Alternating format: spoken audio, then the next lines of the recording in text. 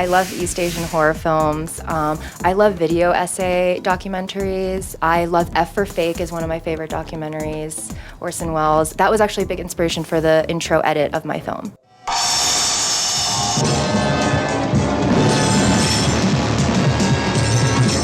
I love Orson Welles, but I had never seen Citizen Kane until a year ago, which is crazy. I'd seen all his other films, but not Citizen Kane. It was one of those classics that everyone assumed I had watched, and I never got around to it, and I needed time to actually sit down and watch it. That was a big inspiration too, because in a way it's like this character that's really hard to know, and you get pieces of this person through these different interviews. And that's how I felt about Nam June. Like, no one fully knows this person because he was so enigmatic and he like lived all over the world. And so everyone got a little piece of him, and I was trying to stitch this person together. And like, what is his rosebud? So that's kind of, yeah, that was what I was following. Rosebud.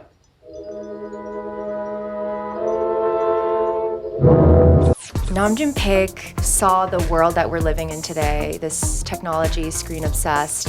We're all attached to these new technologies that have come out, and a lot of people know him as the father of video art, but actually he's more than that. He was interested in extending beyond the art world and showing us how these technologies can be used to connect people, but also the dangers of these technologies to spread propaganda and create ideological division around the world.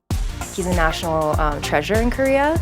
He's the most famous Korean artist, I would say, globally. A lot of people don't know him outside of Korea, and that's the hope with this film, is that we have new audiences for his work and just for his story in general. And then I rediscovered his work about 5 years ago at a museum. I saw Buddha looking at his own image through like a closed circuit loop, and it looked like the world we live in today, the selfie.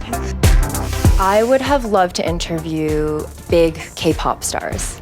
I would have loved to interview someone on BTS. I was in Korea and I was staying at like my family friend's like guest house, and in that building one of the BTS members lived there. So I was trying to figure out which unit he lived in so that I could try and convince him to be a part of the film.